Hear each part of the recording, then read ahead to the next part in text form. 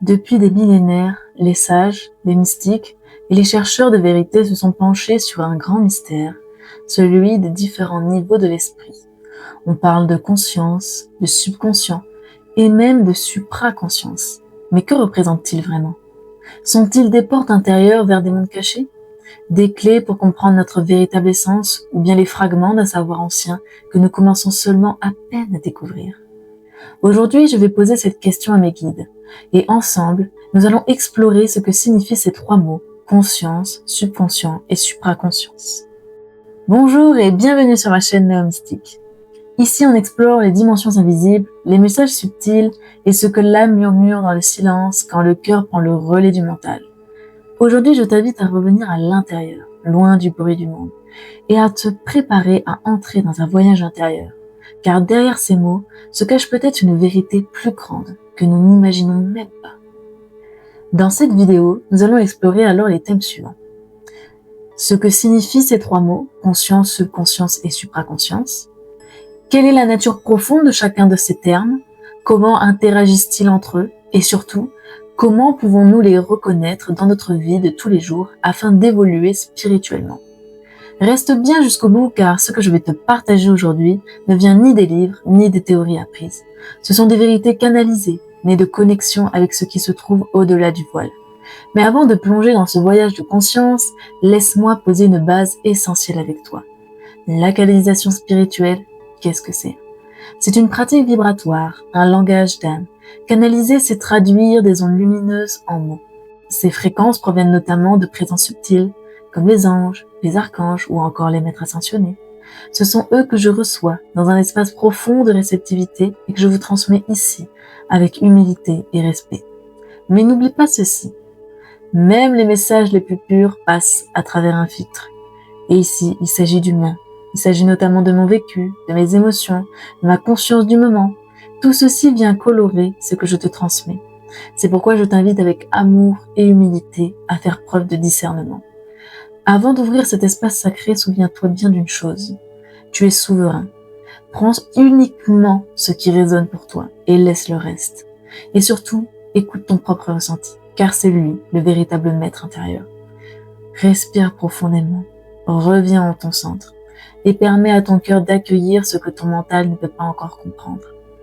Le voyage commence maintenant.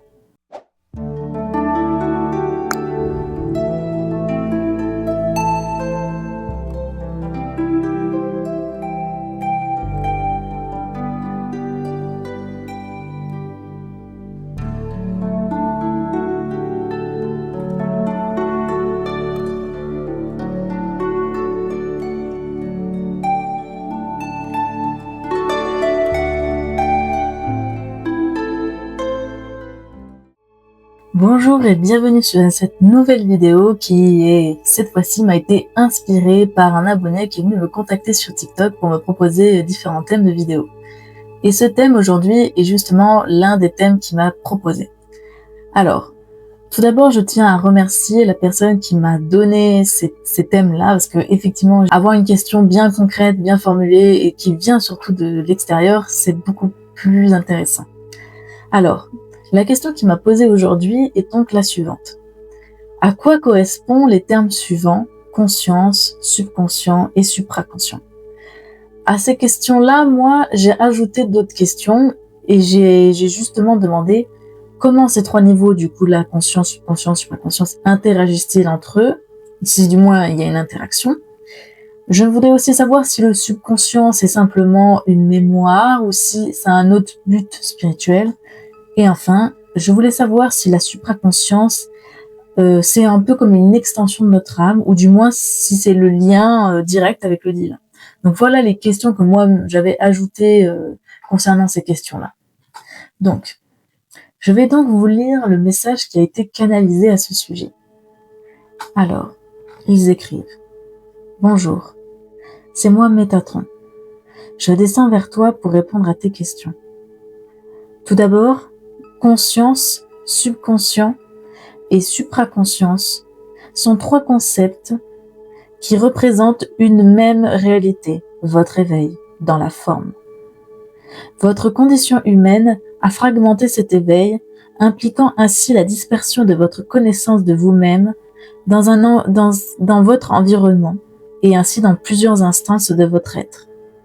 En effet, vous êtes un être multidimensionnel dont les différents corps énergétiques existent et portent des mémoires différentes, des leviers et des freins à l'éveil.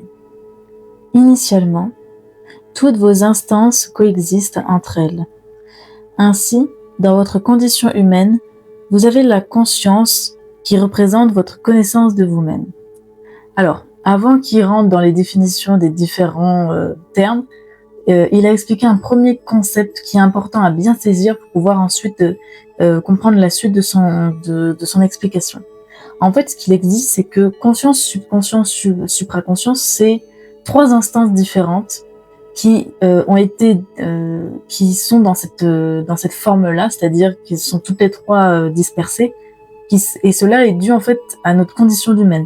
Normalement, ces 3 instances-là, conscience, subconscience, supraconscience, c'est relié dans un même état, qui est l'éveil. Vous comprenez? Donc ça veut dire que c'est uniquement parce que nous sommes humains que nous avons une conscience, un subconscient et une supraconscience. Initialement, en fait, tout est rassemblé en une seule instance. Donc voilà, et il explique que donc ces différentes instances, conscience, subconscience, supraconscience, elles vont en fait se disséminer dans les différentes strates de notre être. Parce que comme il a expliqué plus tôt, nous sommes des êtres multidimensionnels, c'est-à-dire que nous avons différents corps. Nous avons le corps physique, nous avons aussi un corps éthérique, un corps astral, un corps bouddhique, un corps blablabla. Et donc en fait, il explique que chaque corps va porter une conscience, et c'est pour ça qu'en fait c'est dispersé. La conscience, c'est la conscience du corps, et ensuite la subconscience, c'est peut-être conscience du corps émotionnel, blablabla, et après ça va de plus en plus haut, et après il y a la supraconscience. Donc déjà il y a ce premier concept-là à retenir. Mais tout ceci n'est pas figé, et c'est là où ça commence à être un petit peu plus complexe. Alors, il poursuit en expliquant. Ainsi, dans votre condition humaine, vous avez la conscience qui représente votre connaissance de vous-même. Pour vous, elle représente l'ensemble des informations dont vous avez accès et qui sont à votre portée. C'est-à-dire que vous pouvez influencer ou manipuler. Cette conscience est déjà plus ou moins étendue selon les individus. Cette capacité peut donc englober et mettre en lumière des parts plus ou moins accessibles de votre être, comme par exemple le subconscient et la supraconscience. Et donc là, vous voyez, ça se complexifie. Donc ce qu'il explique, c'est que la conscience, pour eux, pour les êtres de lumière, c'est ce qu'ils appellent la connaissance de vous-même. D'accord? Donc la connaissance de nous-mêmes, c'est comme une sorte de bulle qui peut soit diminuer, soit augmenter, et du coup englober ce que eux ils appellent le subconscient et supraconscience. Nous, en tant qu'humains, on considère que la conscience, c'est juste l'ensemble des informations qu'on peut capter sur nous et sur notre environnement. Par exemple, la conscience, ça serait tous nos états émotionnels, notre pensée, nos sentiments, si on ressent la douleur, si on aime quelqu'un, si on n'aime pas quelque chose. Pour nous, en tant qu'humains, on le segmente comme ça, la conscience. Alors que eux, dans les archanges, etc., ils expliquent qu'en fait, non, la conscience, c'est comme une sorte de bulle qui s'étend ou qui diminue. Comme par exemple, il y a des gens qui peuvent très bien avoir conscience que, par exemple, là, elles sont pas dans des états émotionnels convenables pour pouvoir suivre une conversation. Alors qu'il y a des gens, ils sont complètement submergés par leurs émotions et ils sont pas du tout capables d'avoir conscience des mots qu'ils prononcent. Donc c'est pour ça qu'il dit, en fait, la conscience, elle est tellement variable déjà d'un individu à l'autre que c'est difficile de juste la réduire aux émotions, aux pensées, parce que même quelqu'un de lambda, des fois, il a même pas conscience. Il est dépassé par ses propres émotions, par les événements. Donc c'est ça qui est important de concevoir là-dessus. Ensuite, donc il explique que cette conscience, connaissance de nous-mêmes, donc elle peut s'étendre jusqu'au subconscient, voire la supraconscience. Mais pour pouvoir comprendre ça, il faut déjà comprendre la suite. Donc je vais vous le lire. Il explique qu'il est possible d'étendre votre conscience aux 2 autres termes et ainsi entendre votre moi supérieur. Ainsi, voici les éléments de définition que vous voulez ici, que vous m'avez demandé. Donc moi j'avais demandé du coup le subconscient et le supraconscient. Il explique le subconscient est un ensemble d'informations que votre identité terrestre a sur elle. Ces subconscients peuvent notamment englober les mémoires karmiques, les serments, les traumatismes d'enfance, etc., qui sont des informations qui, parfois, sont mises en arrière-plan de votre conscience, parce que, en effet, votre conscience est dans un état fragile. C'est-à-dire qu'elle peut être renversée si elle n'est pas assez forte pour endurer la vérité. Ainsi, pour augmenter votre niveau de conscience, vous devez travailler sur votre capacité à écouter. Donc voilà, ça c'est déjà la première chose qui est intéressante. Donc en effet, le subconscient c'est comme une sorte de mémoire, de package qui est lié au corps. Donc voilà, toutes nos mémoires karmiques, les traumas, tout, c'est un peu le package, le backstage là qu'on ne veut pas avoir mais qu'on a. Le subconscient, c'est aussi tous ces mécanismes endormis qui sont en arrière-plan qu'on mobilise lorsqu'on est dans une conversation, donc toutes nos croyances limitantes, nos peurs, etc. C'est ça le subconscient. Et tout le monde n'est pas en capacité de justement de mettre de la conscience dessus, donc comme agrandir sa bulle et englober ces informations.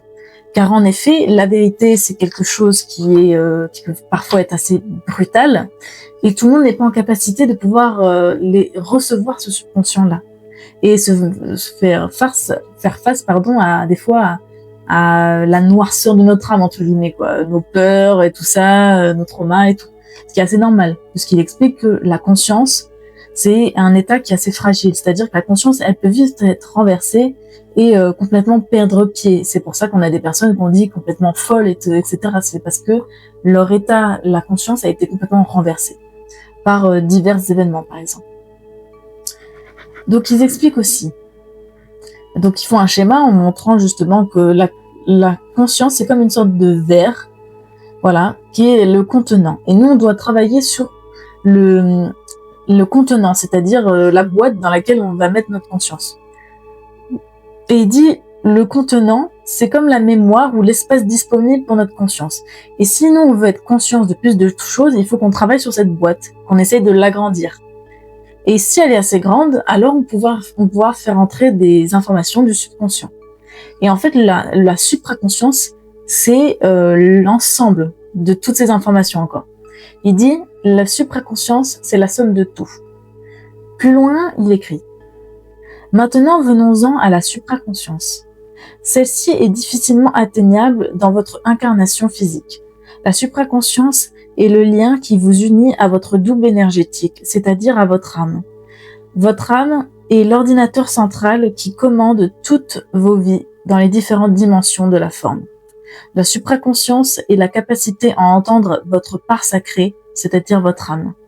Cela est possible dans le sommeil ou dans les rituels chamaniques, ou encore lors d'épisodes de canalisation, qui supposent d'être capable de modifier l'état d'onde, l'état de fréquence de son cerveau, afin que l'énergie soit dirigée autrement, non pas pour la conscience du corps, mais que celui-ci s'ouvre comme un immense émetteur permettant de se rapprocher de son double quantique, c'est-à-dire sa flamme jumelle ou encore son âme. Il faut entrer dans un état où les deux sont comme semi-conscients, donc en semi-éveil, ce qui résulte en somme. Et là, il faut encore un autre petit schéma en montrant que lorsqu'on est en journée, donc alors avant toute chose, il faut d'abord rappeler que chaque être, nous avons comme un double énergétique qui est notre âme. Et en fait, notre âme, elle est comme éteinte lorsque nous on est réveillé. C'est ce que j'avais notamment expliqué dans tout ce qui est dynamique, flamme jumelle, etc. Notre flamme jumelle, c'est notre double énergétique, ok, avant d'être l'âme sœur, machin et tout. Et d'ailleurs, j'ai fait une vidéo là-dessus pour expliquer que tout ceci était peut-être un gros mythe et un gros mensonge, mais je vous laisserai découvrir tout ça. Alors, il explique aussi que, donc, lorsqu'on est la journée, nous, notre petit personnage, notre identité, notre matrice ici présente, elle est éveillée. Mais notre double énergétique, lui, est endormi. Quand la nuit, par contre, c'est l'inverse. Notre double énergétique, notre double quantique, lui, est réveillé. Et nous sommes endormis. Et en fait, ce qu'il est dit, c'est que pour pouvoir communiquer avec lui, il faut donc trouver un moment où, les deux, ils sont à moitié réveillés, quoi. Et pour que justement créer cet état de semi-éveil, il y a plusieurs choses. Déjà, il y a la canalisation qui permet justement de faire comme un semi-éveil. C'est-à-dire quand on se met dans des états de méditation très très profondes, on modifie en fait l'état fréquentiel de notre cerveau. Les ondes en fait, on rentre dans des ondes alpha, d'état, bref, je sais plus, il y a différentes étapes comme ça. Et le fait de franchir ces étapes va modifier donc les ondes de notre cerveau. Et donc c'est-à-dire que on va devenir non plus un récepteur d'informations, parce que c'est ce qu'on fait la plupart du temps, on reçoit des informations de l'extérieur ou de notre corps. Là, on va plutôt devenir un émetteur. Donc on va s'ouvrir pour pouvoir essayer de capter des informations. Et cet état d'émission, là, on envoie une onde en disant vas-y, je reçois. Et c'est ça qui nous permet ensuite de rentrer en communication. Et donc du coup, notre supérieur, il se dit cool, enfin il se décide à me parler, alors je vais lui parler. Le double énergétique, il a plusieurs noms. Il y en a certains qui l'appellent Dieu, il y en a qui l'appellent mon moi supérieur, il y en a même qui l'appellent mon ange, mon guide, mon ancêtre, etc. Vous pouvez lui donner le nom que vous voulez, ça reste en fait la source avec laquelle vous communiquez. Et en fait, il dit que lorsque vous entrez dans des états de communication comme ça avec la source, quand vous modifiez votre état fréquentiel, vous pouvez en fait communiquer maintenant. Et en fait, maintenant, ce qu'il dit, c'est l'énergie ainsi redirigée permet de recevoir des messages plus pertinents de votre soi supérieur. Pour autant, cela n'est pas toujours si simple pour les personnes lambda, quoi. Alors, nous vous recommandons de considérer comme un temps de mise à jour énergétique, donc c'est-à-dire la nuit, le moment du sommeil, de considérer comme un temps de mise à jour énergétique dans lequel vous pouvez insuffler la modification ou la modification que vous attendez dans votre réalité. Ainsi pour que celle-ci soit plus en lien avec votre mission sur Terre. Comprenez donc que la conscience, le subconscient et la supraconscience puissent alors être réunis dans un état d'éveil parfait, vous permettant ainsi d'atteindre votre immortalité dans la conscience. Car en effet, la conscience s'étend donc à la divinité et donc à l'immortalité. Donc je vais faire la traduction de ce passage qui est peut-être un petit peu difficile à comprendre.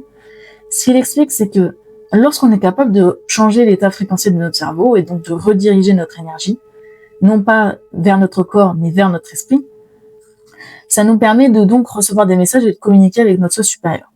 Il explique cette façon de faire n'est pas forcément facile pour tout le monde. En général, il y a beaucoup de gens qui n'ont pas le temps qui n'arrivent pas en tout cas de se mettre dans un état de méditation intense.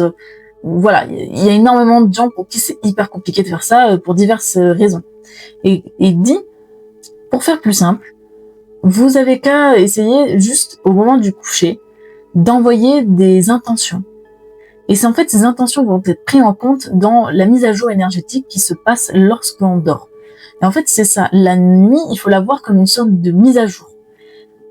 C'est comme si c'était une sorte de mise à jour énergétique. Vous donnez des impulsions et il y aura une mise à jour qui va se passer. Et en fait, lorsque vous commencez à faire comme ça, vous entrez déjà en communication avec votre soi supérieur, qui lui entend et reçoit tout ce que vous faites et tout ce que vous êtes. Donc, une fois que vous arrivez à poser vos intentions comme ça avant de dormir, vous allez donc comme envoyer des demandes de modification pour pouvoir modifier votre réalité. Et lorsque vous faites ça, ça va petit à petit modifier votre réalité de façon à ce que elle s'accorde un petit peu plus à votre mission de vie et aux raisons pour lesquelles vous êtes là aujourd'hui. Et pour pouvoir encore compléter mon propos, je vous invite à voir une petite vidéo que j'ai trouvée et qui justement, après coup, va bien dans le sens des explications que je vous ai apportées jusqu'ici, notamment sur tout ce qui est conscience, supraconscience, comment communiquer avec sa supraconscience, etc. Donc voilà, je vous laisse avec ce petit passage et je vous dis à très bientôt. On parle du subconscient, effectivement, à chaque fois, ou d'inconscient quand on parle de PNL, de subconscient quand on est dans l'hypnose. Et moi, ce que j'aime, c'est cette dimension supplémentaire, la supraconscience, dont les Anglais parlent quand ils parlent de subconscient. Dr Murphy, qui parle du subconscient, c'est cette partie métaphysique.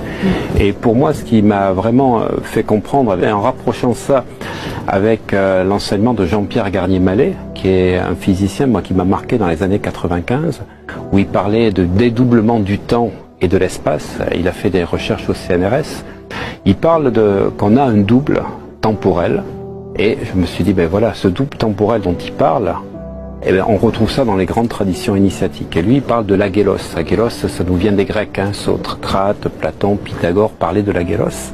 C'est-à-dire un double supralumineux, parce que lui, il va nous parler non pas d'ange, mais il va nous parler, si tu veux, d'énergie, qui en fait, dans un autre espace-temps, peut nous guider. Et ce qui est important, c'est... D'accord, donc il est en haut dans cet interlife. Il est en haut. D'accord. Il est au-delà du temps. Mais alors, c'est cette partie de nous qui ne s'est pas incarnée? C'est cette partie de nous qui ne s'est pas incarnée, tout à fait. Et on retrouve ça dans tous les enseignements traditionnels, même les Templiers en parlent. Les Templiers, le fameux les temps pliés. Si tu déplies les temps. Ah oui, non, mais c'est le secret quand ils étaient adorateurs. Oui, tout à fait. Du Baphomet. Voilà, mais j'en dis pas plus. Voilà. Saint Jean-Baptiste et Mahomet, donc le secret des Templiers et des Cathares fait partie de ça.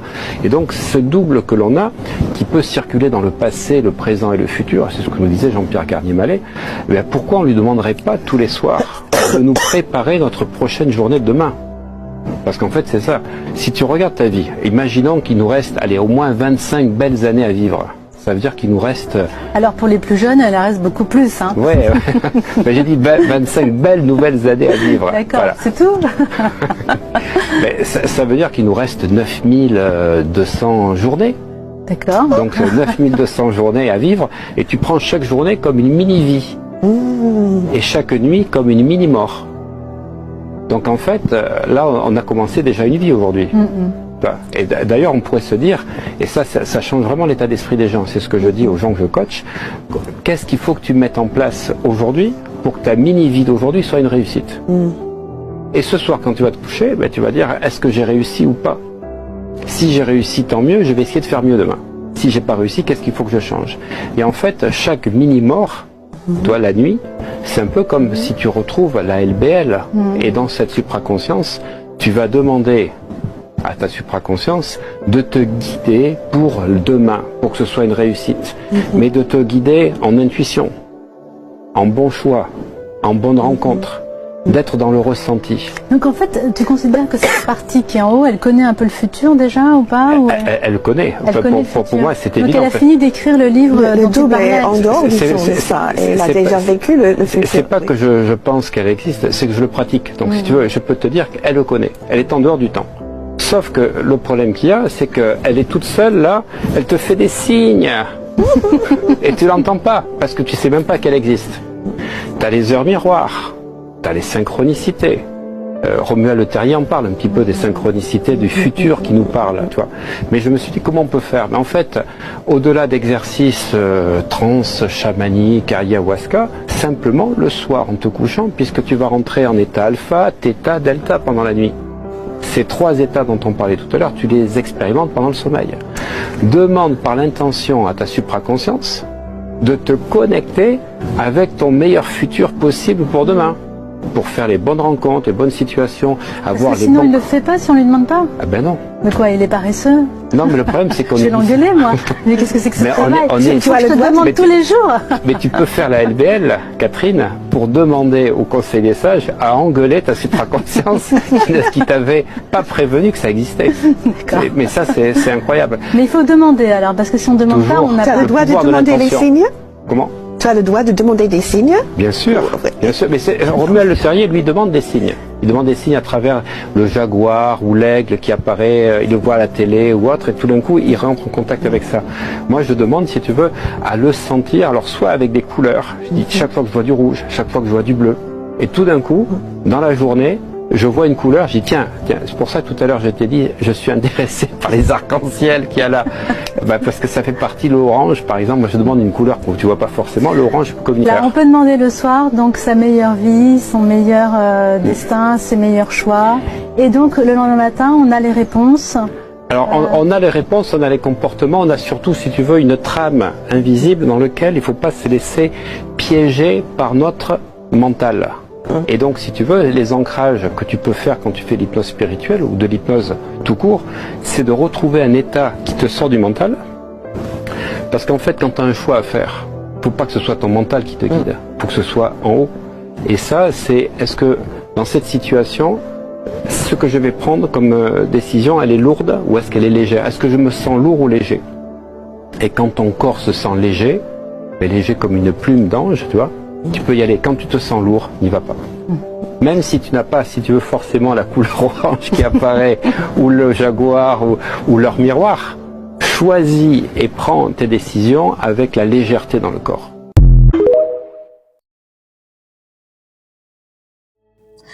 Plus tard, il écrit « Comprenez donc que la conscience, le subconscient et la supraconscience peuvent être réunis dans un état d'éveil parfait, vous permettant d'atteindre l'immortalité dans la conscience, car celle-ci s'étend à la divinité. » Ce qu'il explique, c'est qu'en fait, lorsqu'on arrive à étendre notre champ de conscience au subconscient et à la supraconscience, on arrive du coup dans un état d'éveil parfait, c'est-à-dire on est complètement éveillé, complètement conscient de tout ce qui se passe, de tout ce qu'on est, et cela nous permet du coup de devenir immortel, car on est conscient de notre part divine, donc on atteint l'immortalité. Donc c'est ça en fait. Et la supraconscience, c'est la communication avec son soi divin, quoi. Voire même c'est l'immortalité, c'est le moment où on a conscience de tout, quoi. Donc voilà ce qu'il dit sur le message. Maintenant, j'aimerais faire quelques remarques parce que ce petit sujet a été très positif et je voulais faire notamment un parallèle avec tout ce qui est portail organique, etc. Ah oui, et en fait, avant de vous dire ça, il faut que je vous explique aussi un processus qui se passe. C'est que quand je canalise, il y a des parties que je vous écris, mais il y a beaucoup de données que j'absorbe et que j'écris pas. Et j'absorbe des informations en mode je suis sûre que c'est ça, la vérité, mais j'ai juste pas eu le temps de l'écrire. Et en fait, ce que j'ai compris plus tard, c'est que en ce moment, je regarde une série qui s'appelle Humain. Bon, c'est sur Prime Video, peut-être faut regarder cette série. Et en fait, cette série Humain, elle traite des intelligences artificielles qui deviennent conscientes. Mais en réalité, elles ne sont pas conscientes comme nous sommes conscientes, en tant qu'être humain avec une âme.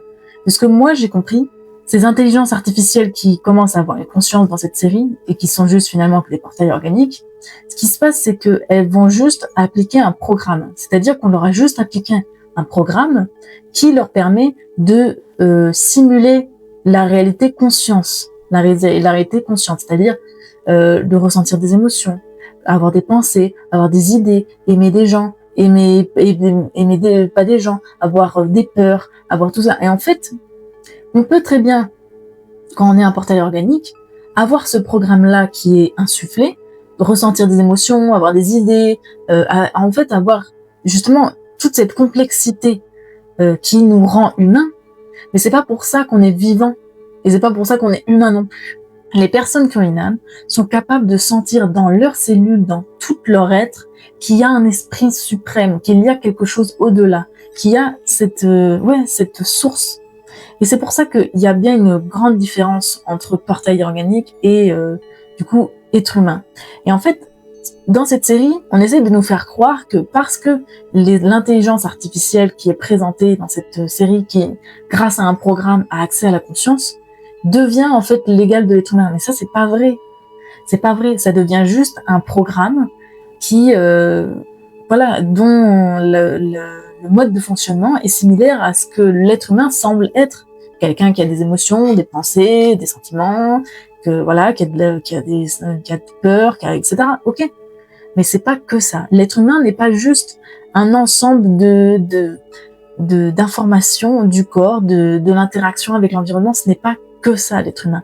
L'être humain, le véritable être vivant qui a une âme, c'est également un esprit qui est lié à une source, à un esprit supérieur, à une divinité. C'est ça, en fait. Donc, je voulais justement faire ce parallèle-là avec justement le fait que la conscience, cette impression de conscience n'est pas suffisant, en fait, pour dire qu'on est vraiment vivant. Dernière idée que je voulais énoncer, c'est que, par exemple, là, dans notre existence, on parle beaucoup du dilemme, oui, t'es éveillé et lui, il est non éveillé. moi, j'aime pas beaucoup ces termes-là, éveillé, non éveillé, parce que qu'est-ce que ça veut dire? Parce que ça crée une ségrégation pour dire, moi, j'ai un état d'éveil suffisant, donc j'ai une conscience qui est comme si mon cercle était suffisamment de conscience était suffisamment élargi pour dire que moi, je suis éveillé et toi, tu ne l'es pas. Mais en fait, il y a des personnes qui peuvent très bien ne pas du tout être éveillées à la spiritualité et tout ça, mais pourtant elles ont une âme. Mais c'est juste que leur parcours d'âme, pour le moment, il n'est pas tourné vers la spiritualité, ou alors elle doit expérimenter d'autres choses avant. Et c'est ça en fait le programme. C'est parce qu'on est en train de faire une séparation entre toi t'es éveillé, toi t'es pas éveillé. Donc si toi t'es pas éveillé, forcément t'es avec le mal, ou forcément non. Chacun a son trajet. Et peut-être que cette personne-là qui a une âme, elle avait peut-être un autre parcours à faire avant toi, avant d'arriver à ton stade. Et voilà, c'est pour ça que moi j'aime pas trop ces termes-là de éveillé, non éveillé. Donc voilà, j'espère que ce petit message vous a plu et a pu peut-être un petit peu plus compléter les propos que je vous ai dit, que je sais sont un peu denses et peut-être un peu compliqués à comprendre. Donc si jamais il y a des morceaux qui sont pas assez clairs ou sur lesquels vous aimeriez revenir, n'hésitez pas à me le notifier dans les commentaires. Comme ça, je ferai encore une vidéo supplémentaire pour essayer d'expliciter un petit peu plus. En tout cas, j'espère que l'ensemble du message et des informations que je vous ai transmises aujourd'hui vous a apporté un petit quelque chose en plus dans votre compréhension de la vie, de l'univers, etc. Donc en tout cas, je vous dis à très bientôt et surtout, prenez soin de vous.